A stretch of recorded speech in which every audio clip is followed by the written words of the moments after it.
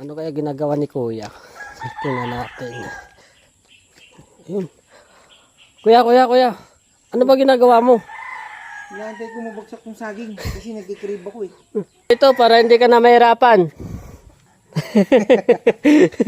Nagtatanong kasi, Ano? kung meron ka pa daw motor na tig 12K, Tapos, kung meron ka pa daw 23K na kotse.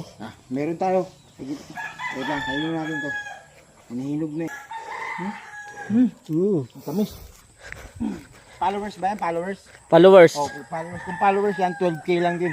12K natin binili, 12K din natin bibili. Yung kotse, 25K natin binili, bibenta natin sa followers ng 23K. 20. Binili natin to ng 18,000 pero bibenta natin ng 15,000 para sa solid followers.